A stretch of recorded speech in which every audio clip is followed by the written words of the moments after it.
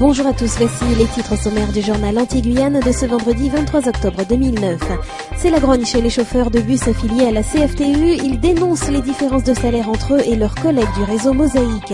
Depuis mardi, un mouvement de grève perturbe le fonctionnement des services de la mairie de Basse-Terre. Des revendications salariales sont à l'origine de ce mouvement à l'appel de l'UTC-UGTG. En Guyane, en attendant la consultation populaire de janvier et les élections régionales de mars, le président sortant du conseil régional a d'ores et déjà fixé les orientations budgétaires de la collectivité pour l'année à venir. Les chauffeurs de bus affiliés à la CFTU, la compagnie foyalaise de transport urbain, sont mécontents et menacent de le prouver à partir de la semaine prochaine. Ils dénoncent les inégalités de salaire existant entre eux et les conducteurs de bus du réseau Mosaïque, dont ils sont les collègues. Il semblerait que l'habit ne fasse pas le moine, car en portant le même habit que les chauffeurs de bus Mosaïque, ils sont moins bien rémunérés, malgré un plus grand nombre d'heures de travail. Les 150 transporteurs du réseau de bus interurbains réclament aussi une meilleure prise en compte des agressions dont ils sont victimes, l'obtention d'une prime de repos compensatoire, la fin des inégalités de salaire entre eux, ainsi que la pérennisation des contrats de travail. Les chauffeurs sous-traitants de la CFTU sont convoqués en assemblée générale dimanche prochain. À l'issue de ce rendez-vous, ils décideront de la suite à donner à leur grogne. Depuis mardi 20 octobre, les agents municipaux de Basse-Terre observent un mouvement de grève devant l'hôtel de ville. L'objet du conflit, selon le personnel communal affilié à l'UTC-UGTG, un protocole d'accord signé par l'ancien maire Guy Georges qui ne serait toujours pas respecté par Lucette Michaud-Chevry. Rosemonde Doloire, la responsable de la section Basse-Terre, dénonce l'absence de dialogue avec une municipalité loin de répondre à toutes les revendications. Nous avons 12 points de revendications mises à l'ordre pour les prochains jours. Il ne faut pas oublier à Basse-Terre, nous avons des employés qui sont à 12 heures. C'est la seule mairie, c'est la seule collectivité où il y a des employés toujours qui travaillent, on va dire qu'ils sont précaires, qui travaillent à 12 heures. Le protocole d'accord aurait lui été invalidé par arrêté préfectoral et notifié aux personnels municipaux selon la députée maire de Basse-Terre.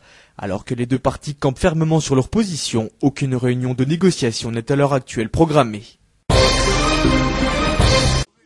La mobilisation engagée par les agents de l'hôpital psychiatrique de Colson à Fort-de-France est reconduite, alors que les discussions avec les représentants de la direction de l'établissement avaient pourtant bien débuté jeudi.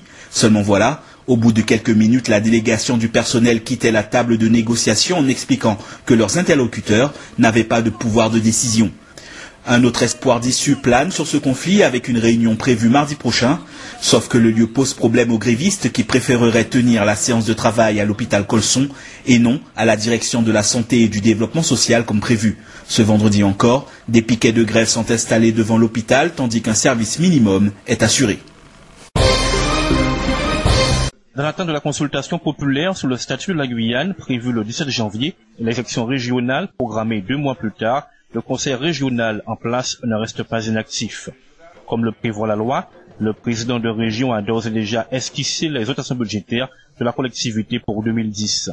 Antoine Karam, qui a annoncé depuis la fin 2007 qu'il ne conduirait pas de liste au régional et qu'il ne briguerait pas un 4e mandat, laisse tout de même entendre qu'il faudra notamment mettre l'accent sur la modernisation des routes et du port de Ligrade des Cannes. Mais en réalité, la préoccupation première de l'ancien chef de file du Parti socialiste guyanais est désormais le scrutin de janvier. Les électeurs seront alors appelés à dire s'ils approuvent le changement de statut de la Guyane, pour lequel Antoine Karam milite depuis longtemps. À l'occasion de l'anniversaire de sa prise de fonction en Guadeloupe, Nicolas Desforges a rendu ce vendredi un vibrant hommage à Félix Eboué. Le préfet de région a notamment déposé une gerbe devant le buste de celui qui fut nommé gouverneur général de Guadeloupe de septembre 1936 à juillet 1938. Une cérémonie protocolaire en mémoire de cette figure emblématique de l'archipel qui a contribué à appliquer les valeurs de la République. Félix Eboué incarne véritablement les valeurs républicaines. C'est d'abord un produit de la République. C'est un petit-fils esclave, c'est un fils d'orpailleur qui, grâce à l'aide de la République, mais aussi à son talent, a pu accéder aux plus hautes fonctions de la République et je crois que cela méritait d'être souligné. Aux côtés de Jean-Claude Degras, le président du comité de souvenirs Félix Eboué est devant un parterre composé de figures militaires guadeloupéennes ayant participé à la Seconde Guerre mondiale ainsi qu'à la guerre d'Algérie. Nicolas Desforges a prononcé un discours axé sur le modèle de rigueur et de loyauté qui était Félix Eboué. L'occasion d'évoquer le caractère actuel de son message délivré en 1937 à destination de la jeunesse et intitulé « Jouer le jeu », un message qui n'a pas pris une ride selon le préfet.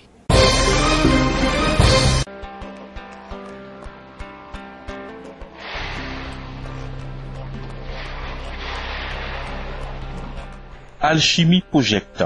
Voilà une exposition multiforme qui porte bien son nom. Bâtie autour de portraits d'hommes et de femmes de Guyane, elle allie la photographie à l'audiovisuel, à la musique et la poésie.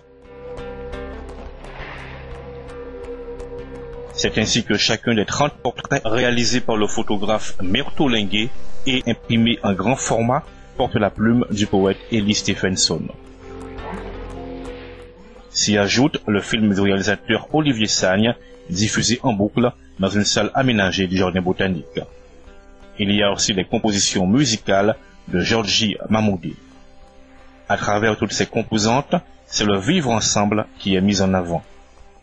Alchimie Project, c'est jusqu'au 30 octobre au Jardin botanique à Cayenne, sous le patronage du Conseil général.